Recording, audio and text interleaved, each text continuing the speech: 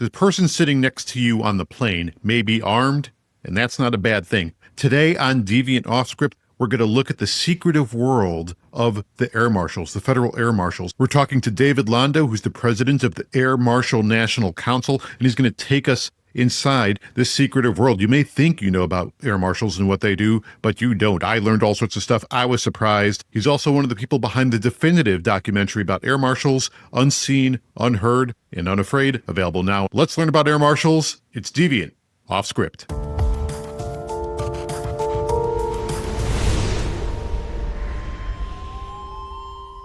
David Londo, president of the Air Marshal National Council, thank you so much for being with us here today on Deviant Off Script. Thank you so much for having me. I appreciate it. Yeah, it's great to have you. And, I'm a nerd about air travel, always have been. Worked for an airline for a very short time, a long time ago. Anyway, let's talk about air marshaling and what it is and how you got into it. I don't know if air marshaling is it's a verb, but tell us a little bit about yourself. You grew up in Massachusetts, and how did the journey start for you? Yeah, so my journey started here on Cape Cod, Massachusetts, where I began my career as a local police officer here on the Cape in the town of Dennis. And I got sick after a few years of doing the local police thing. I got sick of chasing around drunken Kennedys on the Cape. I wanted something more. So I got lucky enough to get picked up by the Virginia State Police as a state trooper, where I served down there for several years, really up until and just beyond 9/11. Then once 9/11 hit, my world, just like everyone else's world, changed. And I remember hearing in the aftermath, watching the news, and I saw on the news they were talking about air marshals, and there was only 33 air marshals at the time. And I was like, "What's an air marshal?" And I was amazed that, oh my gosh, we actually had armed people flying on planes before 9/11. This is a thing. So I began to do my homework into it. And of course, being a patriot, and I think in the wake of 9/11, all of us that are patriots, that it really awakened a passion that we want to do everything we can, whether join the military, join law enforcement, we want to do everything we can to make sure this never happens again. And that's what happened to me. And I started, once I learned about that Air Marshals is a real thing, I did my homework into it. And then I saw that they were hiring, and I immediately put in my application. And it took about a year from when I applied to go through the entire hiring process and vetting process. And I was blessed enough to get a job with the Federal Air Marshals. And my first assignment was based out of the Washington, D.C. field office. Oh, probably plenty of action there. Yeah, that must have been chaos at the time because, for people who remember, or people who may be too young to remember with 9/11 and the immediate aftermath, it was pure chaos everywhere. No one knew what had happened, or why it happened in the immediate aftermath. There were strong suspicions, but I think the biggest question was what's next and how do we stop it? And perhaps there was an understandable overcorrection over the months and years, but everybody was scared to fly. And I remember that air marshals, I remember specifically hearing that there were very few air marshals flying in the system, and we have to surge our hiring of air marshals, and clearly you were a part of that. What were those early days like? Because I'm guessing they were still trying to figure out what things looked like. They were scrambling. And at the time, leading up to 9/11, the Federal Air Marshals, there was only 33, unfortunately, on duty that day. But the program had the highest standards in federal law enforcement in this country. When I say that, I mean they had the highest physical ability standards, highest firearm qualification standards. There was a legendary test called the tactical pistol course that only about 50% of the recruits would pass. So after 9/11, that became an issue when they were trying to hire as many as we could because we didn't know if another attack was coming. We wanted to get people on those planes that were qualified. And of course, even after 9/11, they shut down certain airports, like Reagan Airport in DC had to be shut down because we didn't have enough air marshals to cover DC. So there was a huge need to get hired and trained professionals on those planes. And in the wake of 9/11, they did their best. And they saw that the TPC course, the firearms course, Although there's a reason why we have the highest firearm standards in the world. And Very bad things could happen if you fire a weapon in an airplane. that, and yes, of course, you're surrounded by hundreds. There's zero margin for error. You're surrounded by hundreds of people, and there's zero margin for error.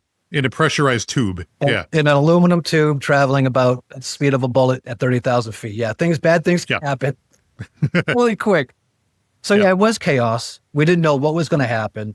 And the agency was scrambling to get as many qualified people on planes as they could. And it just took longer than they would have wanted, but it only took a few years before we really had a force that we felt comfortable with. How long between you getting hired and I assume you started traveling on airplanes after you graduated? Like, what was the sort of lag time in that? Oh, there's no. Once you graduate from the Air Marshal schools, they assigned you, gave you a schedule. As soon as I graduated, I got my stuff. I was on in a week. Yeah. I remember in a previous life when I worked for an airline, I worked on the ground. I was way too young to be doing that. I don't know why they hired me. I wouldn't have hired me. But I remember a big part of that job was paperwork and understanding federal regulations. And if you have never dealt with the FAA, which I would assume most people listening to this have not dealt with the FAA and all the regulations and rules and laws and this, that, and the other that you need to know, it is basically like getting a law degree in FAA, right? In American flight law. How much of that did you have to know? I mean, part of your job was law enforcement, obviously, but how much of your job was also enforcing air rules, like that sort of thing? So that's a great question, because the Air Marshal program prior to 9/11 in the 80s and 90s, by the way, the program started in the early 60s, which entity. But in the 80s and 90s, Air Marshals had two hats. They were law enforcement and they were regulatory. So they could enforce all the regulatory rules that you're talking about, as far as cite a badge issues, someone going through a door they're not supposed to go through, airplane issues as far as not having proper equipment and stuff like that on the airplane. But after 9/11, they refocused us to just do law enforcement. And so they just focused us on and of course, under Title 49, which is the title of the U.S. code that covers the criminal acts on board aircraft and transportation venues. That changed in the wake of 9/11 too. They gave us a lot more in there, a lot more tools in our toolbox to use. So they focused us. It took us out of the regulatory realm and put us strictly in the law enforcement realm. And so that's where we are today. That changed in the wake of 9/11. So we don't do any regulatory now. We just do law enforcement. And I don't say this in a pejorative sense, but it's like when you step into an airport or you step onto an airplane, you're almost consenting to martial law in a way, right? Like, it is one of the most tightly regulated and controlled environments in the world, definitely in the United States. And you were sort of on the cutting edge of the evolution of that. So I think what we're used to today, like, how do you see sort of your role in the power, I guess, over people who walk into an airport or onto an airplane? So it's serious. On an airplane, a simple domestic fight can bleed up into a huge issue that can actually control the fate of the people on that plane. So everything that we consider minor down here on the ground become a big deal in that little aluminum tube at 30,000. So everything is extremely serious, and we take it very seriously. But air marshals also have to be concerned with ruses, like a group of terrorists on board that airplane that think we're on that airplane, and they want to get us out so they can get our weapons and then make things even worse.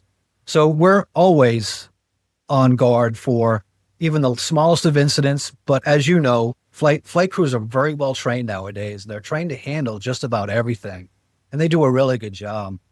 So that takes a lot of burden off us, where we don't have to respond to a lot of the small things that, even though they're not small in that tube. But we take everything seriously. We're monitoring everything on that aircraft at all times. Yeah. So let's talk about that. Like, let's go through a typical day of an air marshal. I assume you wake up, you get your assignment sometime that day or the day before or whatever. You arrive at the airport, and then what?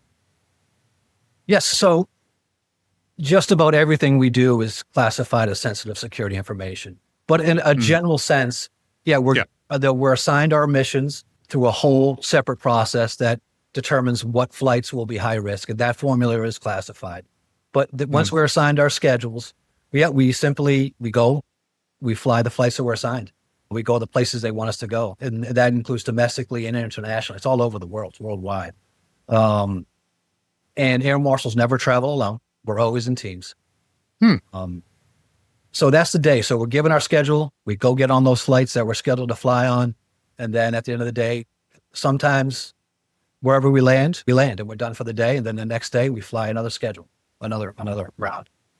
In a general sense, and I can only speak in general terms, once you get on the plane, what are you doing for the course of that flight? Like what's sort of, as much as you could tell us about the sort of getting onto the plane and getting off the plane, what's the job?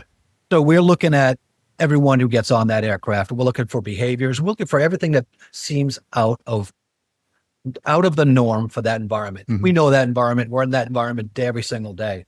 So anything that would be out of the norm, we would immediately pick up on, and we make a note of it. We make a mental note. Okay, that's not right.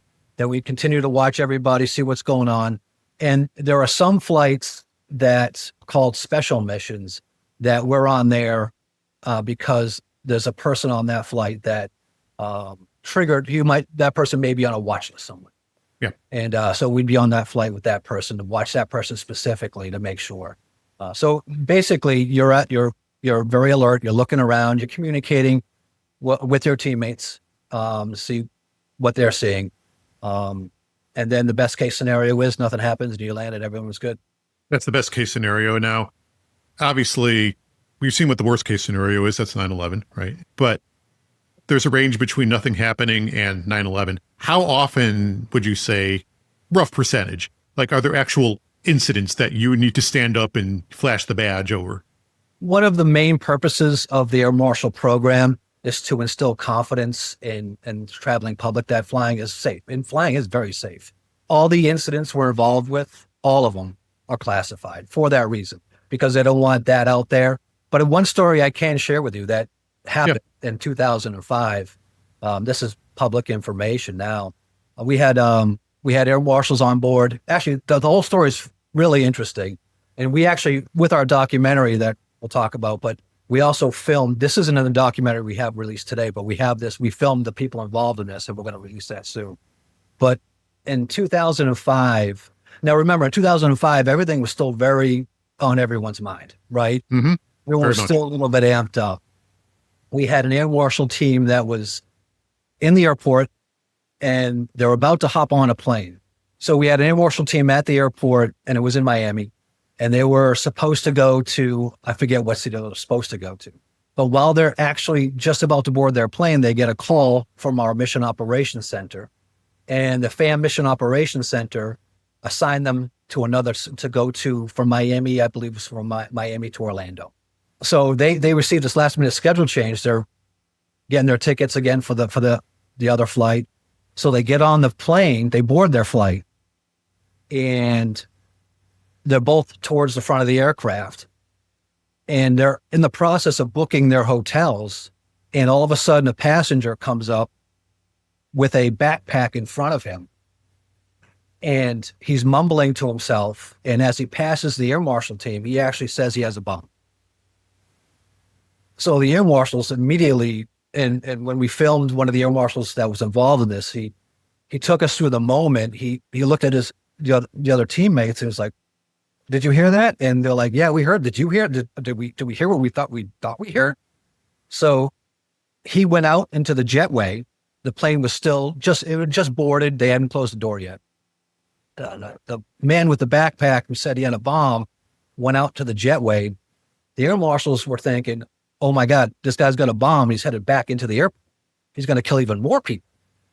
So they activated and they exited the aircraft, and he was standing on the jetway still, and they confronted him, and they drew their firearms, and they said, both Spanish and English. One of the air marshals knew Spanish, and the other one was speaking in English just to make sure. And they were giving him commands to, "Let me see your hands. put down the backpack. And the gentleman proceeded to say he's going to blow them up. He's going to blow everyone up. But his hands at that time weren't near the backpack. So they were just saying, put your hands on your head. Don't go anywhere near the backpack. They were trying to order him down to the ground. And he then turned around and then began to walk towards the gate area. And so the air marshals pursued him. And then he turned around again. And then he put his hand inside the backpack and said he was going to blow them up. And then the air marshals they shot him. And he did pass away. But that was that happened in 2005, and that was a big case. It was an unfortunate case. We get the gentleman was mentally ill, right? He didn't have a bomb in there, but he actually had something that looked like a bomb. Come to find out, so he wasn't a terrorist. He was just a mentally ill individual. But that was an example of an air marshal team that, they took care of business when they had to take care of it. Yeah, absolutely. Of course, the first thing that pops into my mind about that is, where was TSA? And I know you're not here going to throw daggers at them. And that's not your role. You have no interest in doing that. But it just seems crazy to me, like something that looked like a bomb could get through in a modern airport. And I know they look at a lot of bags, and I know no one's perfect, but And on that note, there's a reason why they have the Air Marshal program. Yeah. Here's another thing that you may not be willing to say, but I'm very much willing to say it, again, as someone who has worked in an airport. When people walk into an airport, half of them lose their damn mind, and they lose the ability to listen. They lose the ability to read the signs or hear announcements. These fantasies of what should be happening erupt in their heads. I remember one time I was making a gate announcement. Someone's staring right at me, right in front of me, 5 feet in front of me. Flight 4763 is delayed 15 minutes. We'll begin boarding, blah, blah, blah, blah, blah. Thank you for flying Airline. I'm not going to say on air, blah, blah, blah. And they walk right up to me and say, excuse me, can you tell me when flight 4763 is going to leave? Like, that is your typical, you stare at eye contact with me while I'm making the announcement. And people just drink themselves to oblivion. Time zones don't matter with drinking in an airport. And I used to be much more freedom oriented when it came to airports until I worked in one. And this was before COVID, right? And I'm thinking, like, you know where I'm going with this, because when COVID happened and masks happened and people started flying again, it was Thunderdome on so many flights. And I'm sure you guys were on the front lines of that. It was Thunderdome. It was crazy. And it really stemmed, the mask policy, whatever side you're on. Agree or disagree with it, people were fighting on airplanes about it. Yes. But when the crew on the airplanes didn't do themselves any justice during the COVID thing, because you had different flights. You had a flight with a really aggressive flight attendant who would really pursue people that even had it off a little bit, and it would really go at them. And when you had somebody who was already amped up about having to wear one, that just pushed them over the edge. No, Sure. Statistics were crazy. FAA was going crazy with civil fines. We're talking fining people $20,000 per episode. Yeah. And they were off the charts, the numbers that they were doing during COVID. No, people lost their minds. Yeah, it was crazy. Yeah, I'm a little more forgiving of flight crews just because the baseline level of bullshit they have to deal with on flight to flight is pretty high anyway. It's high, yes. Add on top of that. Yeah. I agree. No, God bless them. It was just a few aggressive ones, but that's all it took, is just a handful of them to get people to lose it. Yeah, and that's I'm sure flight crews, because just thinking back to COVID, again, almost in some ways like 9/11, and that COVID maybe it's an inelegant metaphor, but for many ways it's sort of this latest generation's 9/11, because it disrupted everything, it changed everything, it changed the way we think, it changed the way we acted, and a lot of it we were making up on the fly. I think that it was another major disruption for air travel as well, right? And the way we travel. Were you still flying when this was happening? Were you still? Yes. And it was weird. It was eerie because a lot of the flights we were on no one was flying. Right. Oh, it was very few people on those airplanes. It was kind of the glory days in a way, because you had the seat next to you. Just sit back. It was great. But yeah, it was eerie that in those days, no one was really flying at first, and everyone was terrified, right? Everyone was terrified.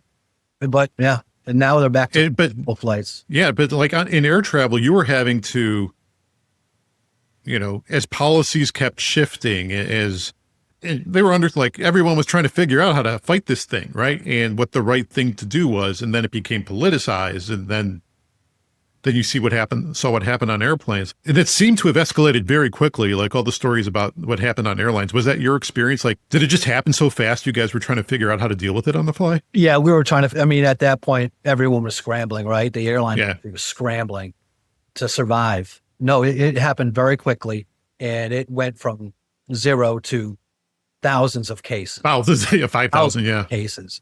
And it's just people, they're not terrorists. They're just people that were pushed, their buttons were pushed, and they got on the plane. But when you get upset on a plane and you become combative, it's a different game up there than it is down here. And it's something that becomes very serious, very quick. On a related note, here's a fun fact about air travel that folks listening may not know. When you drink on an airplane, the effects of that alcohol are actually magnified. So your one drink is actually 2 or 3 drinks. So if you're looking to relax, or if someone in the seat in front of you or behind you is leaned back too far or is kicking you, and you decide to deal with it by drinking, don't.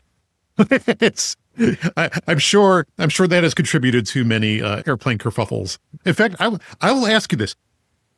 Are drunk people on airplanes your number one thing that you deal with as an air marshal, or cabin crews deal with as far as troublemakers? Cabin crew deals with that. And unless it becomes violent, then air marshals will step in. Yeah. And I guess that was my question. Like, what's the line between air crew dealing with something? Violence is the line. And, God bless the people that had to find out. Because when an air marshal team activates, it's not a pleasant thing. It's not a pleasant thing, because like I said, air marshals, their first thought's going to be, is this a ruse? So if I get involved, we're going all the way. We're taking this plane, and this plane is going to be safe. It's going to be locked down. Yeah, it's a big deal when a FAM team activates, and it's not pleasant. Are you able to share your most memorable incident on an airplane? I can't get into specifics. The only thing I'll say that was interesting about one memorable time, as a local police officer and a state trooper, I've had people pee in my police car, defecate in my police car. And on one particular flight, the team had to do something. And the passengers were a little bit amped. And one particular passenger ended up vomiting because this person was so amped up. So I laughed to myself. I'm thinking, all right, I made people poop themselves, pee themselves. Now I'm making... You've got to the trifecta. You get a plaque. Yeah. I told myself, I was like, all right, I don't know if this is something to brag about or not. It probably isn't, but no, I disagree about anything. The only specifics I can talk about are things that are public knowledge, like that the 2005 Miami shoot. Yeah. Let's talk about the documentary you're working on. Now, one thing I've learned in this conversation that I didn't really know was that the world of air marshals is a little more, clouded, a little more undercover than I think many of us assumed. Like, you can't talk about a lot of what you do and how you do it and when you do it. So tell us about this documentary. Hopefully it lifts the veil a little bit more. So, yes, even the current air marshals aren't really familiar with the history of the program, because it's always been surrounded by mystery, and because for good reason, you don't want too much information out there. So Sonia Labasco, she's the executive director, and I'm the president of the Air Marshal National Council. We got together and we thought, you know what, we need to really do a documentary of our entire history, because I didn't know about it. And so we started making some phone calls, and we lined up. We actually have in the film, the film's called Unseen, Unheard, Unafraid. We have on the film one of the original air marshals hired by Robert F. Kennedy in 1961. We're blessed enough to get him on the film to tell us how the program came to be and what his experiences in the very first days of the program. And you have to remember, in the early 60s, there was a slew of hijackings. Now, the hijackings were different prior to 9/11, right? It was almost a party atmosphere. You get to go to Cuba or a destination you want to go to. Yeah, they weren't looking to crash them. Yeah. Yeah, they weren't looking to crash them. So in the 60s, you had all these people wanting to go to Cuba. So they hijack a plane. And in the film, too, we have a flight attendant who was on a hijacked plane go into detail on how those flights were kind of festive. They made a festive occasion out of it in the 60s. Yeah. But John F. Kennedy, President Kennedy at the time, got fed up. He's like, we got to put a stop to this. So President Kennedy went to the FBI first, and the FBI said, no, that's more proactive. We just do reactive stuff. Then President Kennedy went to the Border Patrol, Customs. He said, all right, this is up your alley, right? And they said, no, this really isn't a thing for us. And then and then the FAA piped in and said, hey, we're on planes all the time. This planes are we can do this. And so Kennedy gave them permission to start the Air Marshal program. It was called, actually back then, they were called peace officers, FAA peace officers. And what they did is they took, FAA at the time had the regulatory inspectors, and they asked for volunteers from that corps, and they put the volunteers through the training, those that made the cut. And those that made the cut in 61, it was only 18 out of, I think, 200 that put in for it. Only 18 people made the cut. And yeah, those guys flew worldwide on planes. Wow. And then the next big moment in aviation history was actually in 1970. You had two really big things occur. You had the first American was killed in a hijacking, and that was on board airplane flying. That was on board Eastern Airlines. I forget the number, flying from Newark, New Jersey to Boston, Massachusetts. And what happened, and the flight attendant was actually on that plane that we have in the film, telling us what happened in this hijacking. And this hijacking, the hijacker had a gun on the plane, because back then there was no security. You just buy your ticket and go to the plane. So he pulled out a gun, and the interesting part about that hijacking was he just told the captain they were actually going up from Newark to Boston. He said, turn the plane right over the Atlantic and keep going till you run out of fuel. So the captain knew we had to do something. This wasn't going to be a go to Cuba situation. Yeah. So the captain fought back. The hijacker shot the co-pilot, killed the co-pilot, but before the co-pilot died, he grabbed the gun out of the hijacker's hand and actually shot the hijacker. Jeez. Before that happened, the captain was shot in both of his arms. So the captain of this plane, without his co-pilot, landed this, I think it was a DC-9. I forget the name. I forget the size of the plane. It's in the film. He landed this plane with two bullets a bullet in each arm safely in Logan Airport.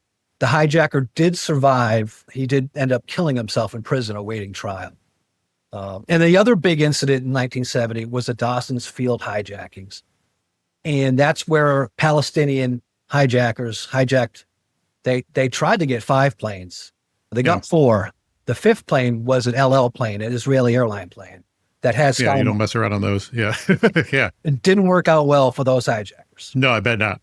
But they did get 4 other planes, and they ended up landing those planes in Dawson's Field in Jordan. And they evacuated everybody, but they blew up the planes. So that was, you had those 2 major incidents happening within about 5 months of each other. And then during those incidents, we only had 12 active FAA peace officers. Then there was, again, you see the ebb and flow of the Air Marshal program. We went from 18 to start down to 12. And then in 1970, they hired a couple thousand. And that's when the program really started to amp up. And that's when they changed the name from FAA peace officers to Sky Marshals. It's a good name. It's a better name than peace officer.